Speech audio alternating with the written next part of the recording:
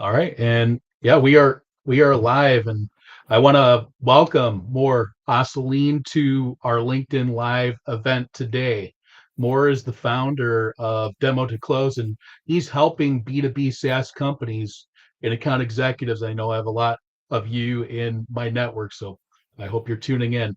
And he's helping those companies succeed by focusing on the three P's: the process, the playbooks, and the people. More, thanks for joining me today. And I just want to say, first of all, I really love your sales style, and it just really matches my personality and my sales style extremely well. And I think that's why it really resonates with me personally. And I've applied just so much of your advice to make myself better. Anyone out there that isn't already, definitely do yourself a favor and follow more here on LinkedIn.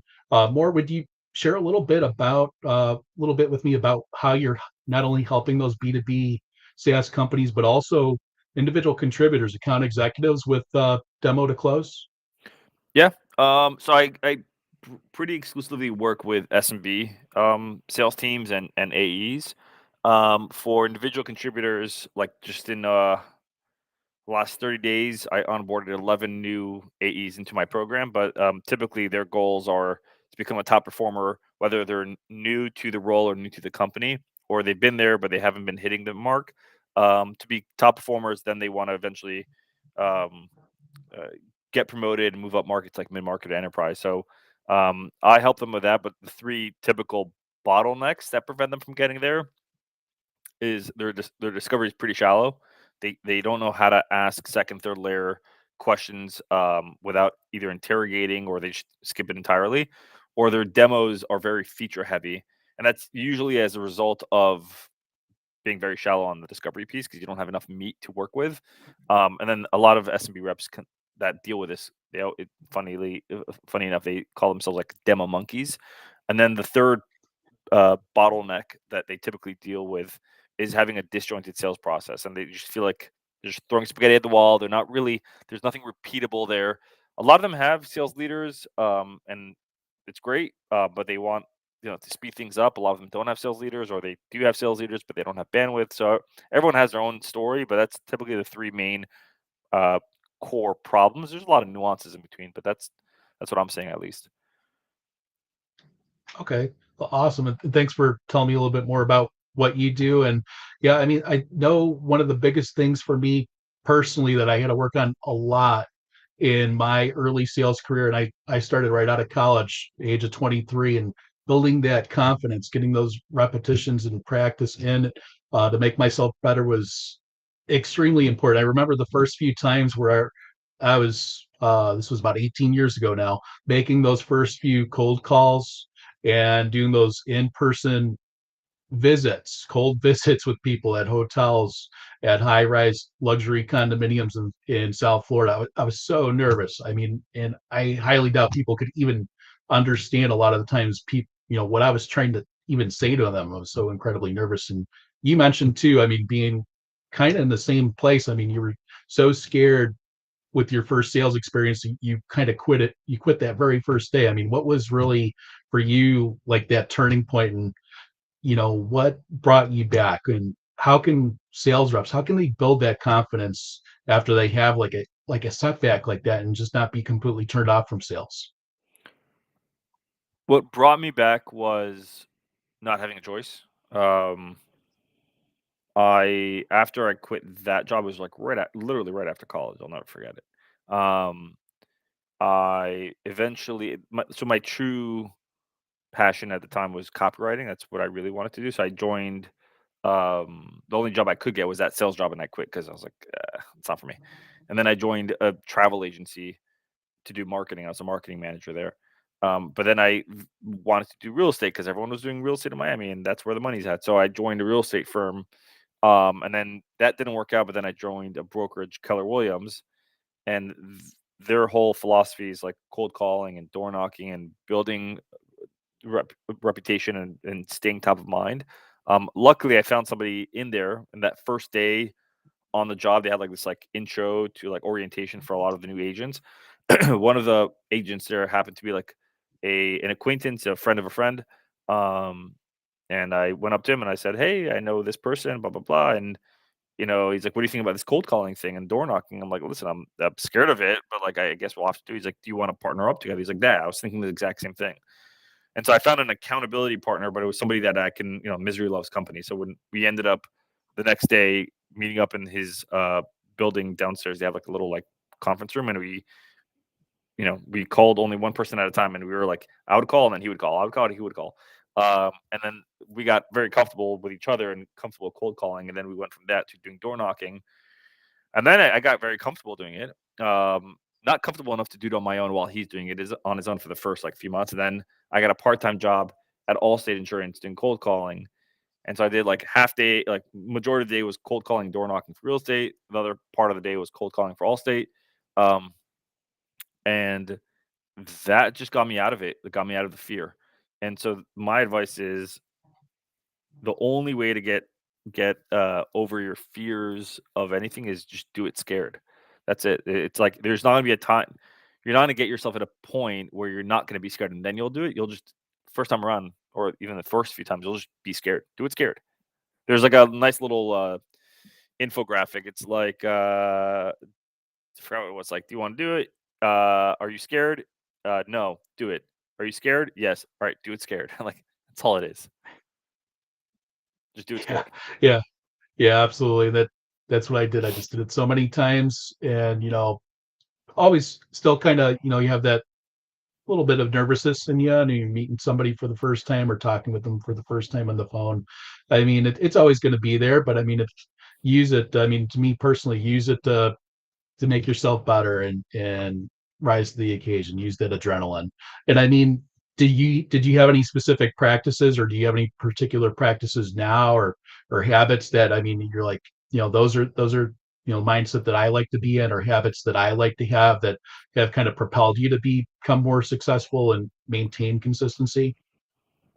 Yeah. So I started my business what 3 years ago. So I didn't really develop any mental systems like routines. And so when times were great, I got the crazy high, and when it was slow or times were bad, I got the crazy lows. And that was like 3 years consistently as a founder. Um, And if anyone has started anything on their own, they know that it's exhausting and mentally draining, and you're just tapped out. And that's why a lot of people, I think, quit. And then I had a relatively large client paying me, been with them for a year. They were on a higher tiered plan, and it was the right plan for them. And then we crossed the year mark, and I was like, they didn't need to be on that plan anymore, and we had to downgrade them. But that also meant that the MR, like the revenue coming in, really affects me. And I got into that freak out mode all over again. Like, here we go again. And I was like, this can't continue because I'm like, this is not sustainable. I can't grow a business this way. Like in terms of the business model, and then in terms of my emotional state and like my mental stamina, something has to change. Um, and I ended up starting this new morning routine that I do. I do it every day, Monday through Friday. It takes about 20 minutes, sometimes 30 minutes if I really enjoy it and I want to stay long on it with it. And that morning routine, I actually have it documented somewhere. It's like Tony Robbins has like this 15-minute morning routine, like it's called priming, where it's like a breathing exercise, and then it's think about three things that you're thankful for, and it's not about just thinking about it; it's visualizing it emotionally.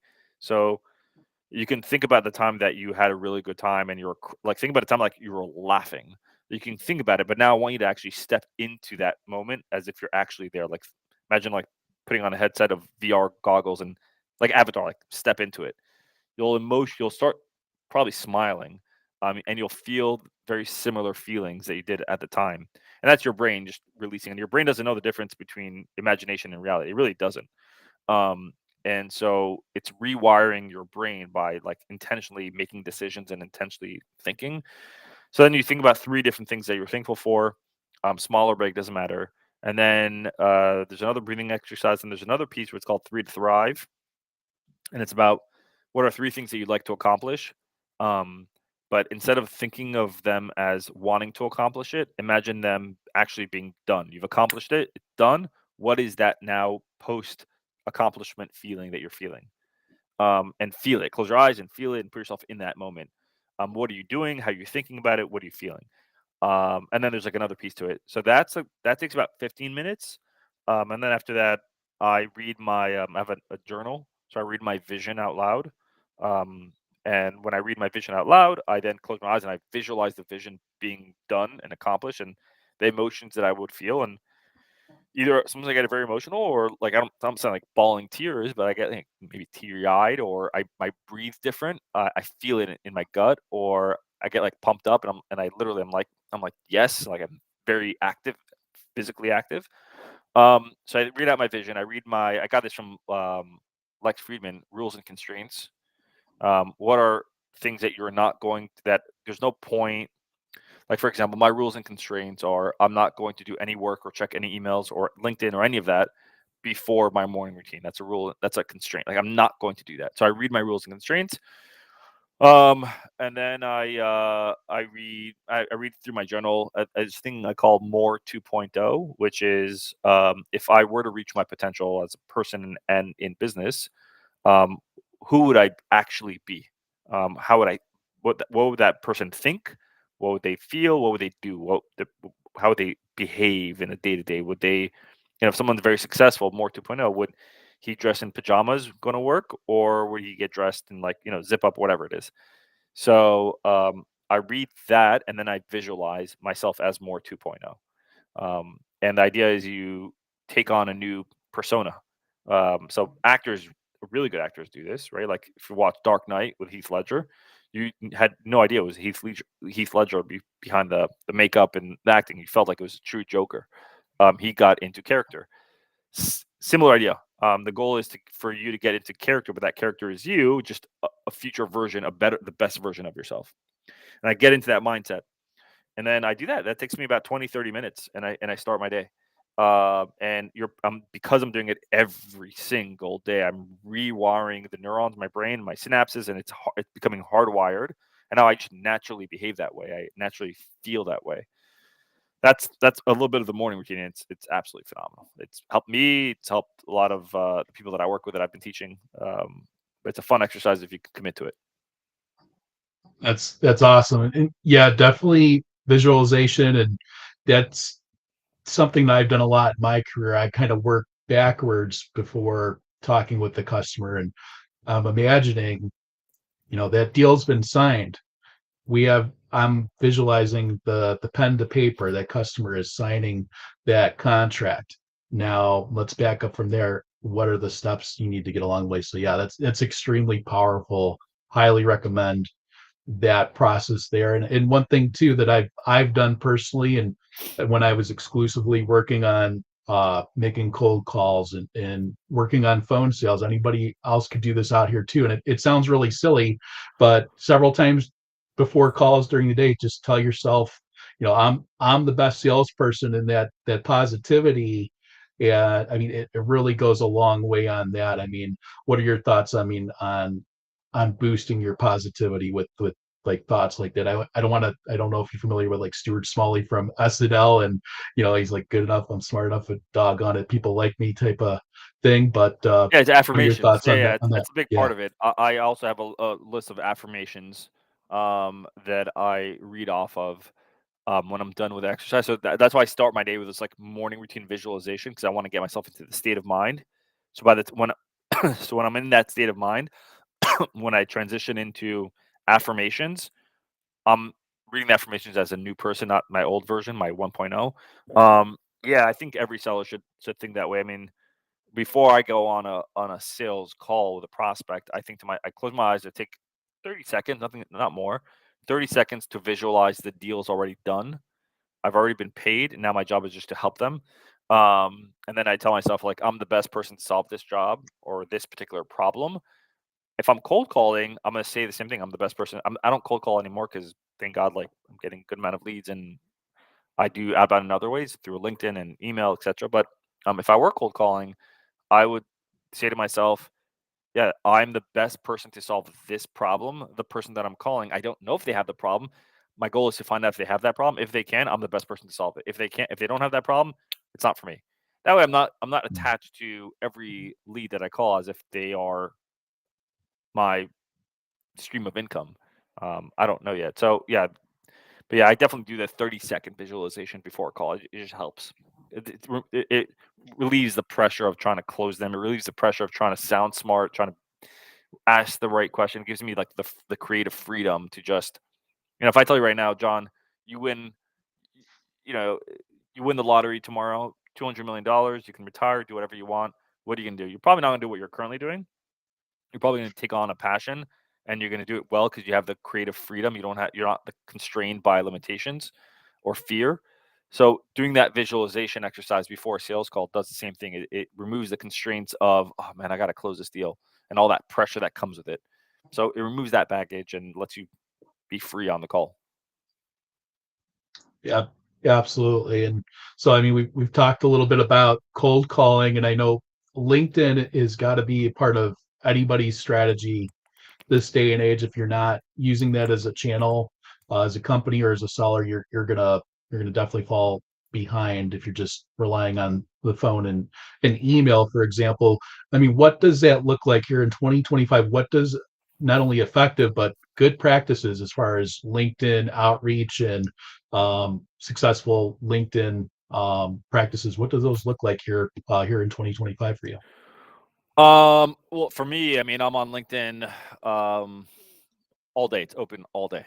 I spend a very specific time of day commenting on very specific people's posts.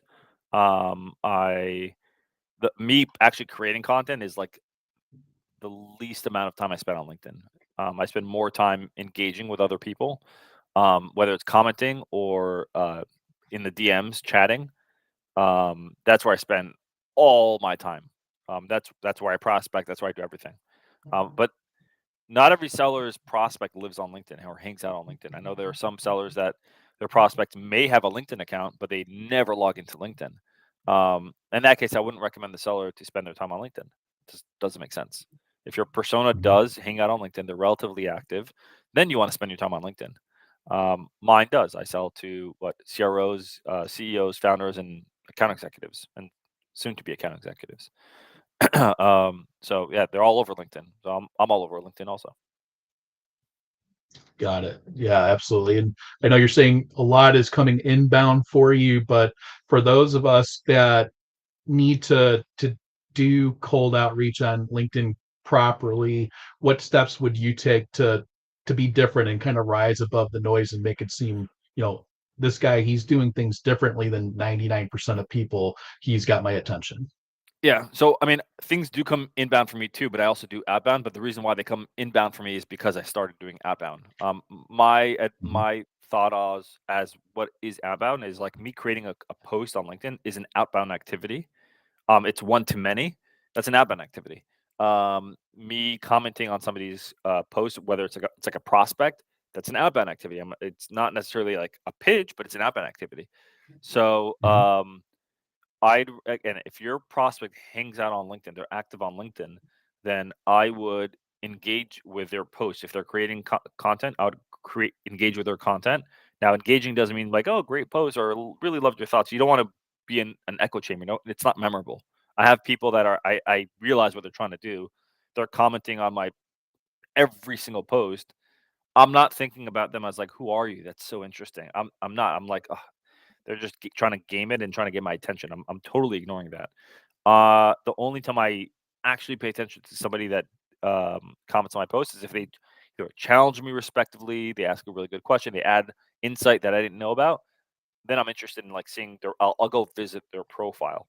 Now, think about a prospect journey as well. So if you're an AE or seller or whatever it is, and you see your prospect consistently, you're commenting on their prospect profile on their content and your comments are really good, it's getting them to think about things. They're going to visit your profile. Now, if your profile also has content that you've created and that content talks about the problems that your prospect has and how to solve them based on your experience and customer stories, etc., and your profile is optimized in a way where it makes it very easy for them to either DM you or connect with you or book a call with you, then you're going to generate leads through outbound activity.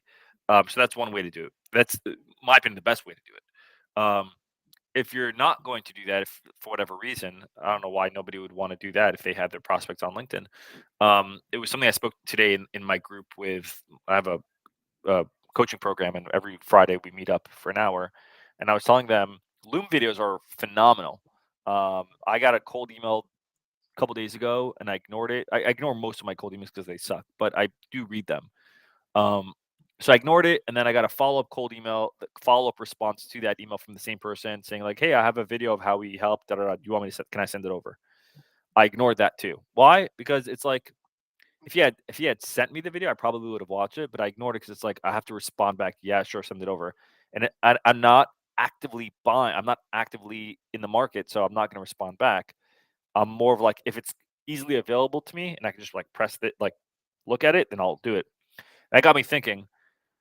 From a buyer's lens, that is probably happening to a lot of prospects. Where sellers are sending emails or LinkedIn DMs like, "Hey, can I send over this video?" And the prospect doesn't know you, so it's a little harder. If I did know that seller and we interacted in the past and like there's some rapport, I would have probably said like, "Yeah, shoot it over," because I knew him. But because I don't know him, I'm not gonna waste my time. Um, so I was thinking, I'm like, if I'm a seller and now I'm in that position where I'm like thinking to send out a video, but I'm gonna first ask, "Hey, should I send you? Can I send you out a video?" Um, the only reason why I won't send the video automatically is because I'm concerned the video will end up in spam in an email. But what Mhm. doesn't have spam? LinkedIn. LinkedIn doesn't have a spam folder. They have a focus folder and another other folder. So great. Most of the emails that come through DMs, I'm not talking about in-mails, DMs go into the focus folder, and then you can choose to put it into the other folder. Um, so what I would do is I would actually email the prospect like, "Hey, just sent you a DM on LinkedIn. Um, let me know what you think." And then I'm going to send the DM, and it's going to be the actual video itself. And what's really awesome, it's like a video that I'll record on Loom. What's awesome about Loom is when someone clicks the video and watches it, it tells you if they've watched it. So now I can actually direct them into the video that I want to send them, which would be a value add, and I get notifications that they have viewed the video. So that's how I would use it if you're doing cold. That's one way I would do it. Yeah, yeah, absolutely. And yeah, video I think is a great way to rise above the noise to make yourself stand out. And there's a lot of industries too, and I mean they see that video, and I mean they might not be in. I mean, you maybe not everybody is prospecting to B2B SaaS companies or tech companies in general. They see that video and it's just really different to them. So I mean they're you're getting their attention. So I mean that's definitely huge, and LinkedIn is a great way to do that too. Because like you said, no spam or junk mail folders there. And speaking of videos, I know earlier on you mentioned discovery and those common issues that you're seeing is that they're reps are only asking that level one or tier one type of question there. Then really to get better, you got to dig deeper, do that level two or level three type question. What do you feel are some of the most effective questions for level two and level three type questions that have pushed things further for you and have been, you know, your kind of your go-tos at in certain deals? Um, One of my go-to, like I'll teach anybody. This is like anyone can adopt this framework and apply it to the calls, and they'll immediately see like the prospect opening up a little bit more. When you get your first answer from a prospect about a problem, hey, we're experiencing XYZ problem, and it's not that great. Um, all you got to do is repeat back the problem that they've had, reference the problem, and ask them, "How do you mean?" So an example of that would be like, "Hey, prospect, when you say whatever they said, can you elaborate? How do you mean?" And that's just a very easy way to get them to get to second layer. And if you position that question properly with the right tone, with everything, that may open them up to share with you second layer, third layer, fourth layer, all the layers. But that's just an easy like apply it tomorrow, today on a call. Yeah, absolutely. And yeah, the language you use too, I mean, it is extremely, and how you ask that question is extremely important. You ask, well, what do you mean by that? I mean, it could come out so differently. You have to be really conscious of your tone of voice. Tonality is a huge part of that as well. And I mean, do you do any of that? I mean, I know you do with that particular question, but I mean, what are some other examples of kind of making sure you have the proper tone or tonality with certain questions? Or what are some other examples you could give us for that? In terms of like tonality, Correct. Mhm. Yeah. Well, I mean, you have to genuinely be curious. So if you're very curious about something, your tone of voice actually goes up. Right? It has this like upwards motion. So it's like, "Hey, I'm curious." No, no, no. It's upwards. And so being curious, it sometimes helps to just say that you're curious, because when you say that you're curious, your tone will say that you're curious. Um, or for example, if I want to ask a question that's like a little bit deeper, I may say, "By the way," but I'll say it quickly. By the way, and it just makes it feel like I just thought of a question, so it keeps it more conversational. Um, but I'm reading the room also, right? Like, a lot of sellers are like, they overthink this, and the way it's funny, like I'll see sellers when they're on a sales call, and then when they hang up the sales call and they go talk to their manager or their colleague or or me, whatever it is, they sound completely different. They just seem more relaxed. They use different vocabulary. Why? That's just stupid. Like, just be yourself. Um, there's no, you're not wearing a different hat. You're wearing the same hat. It's just you, and now you're just, there's no difference. And I noticed that. And so the way I sell is the way I communicate with people.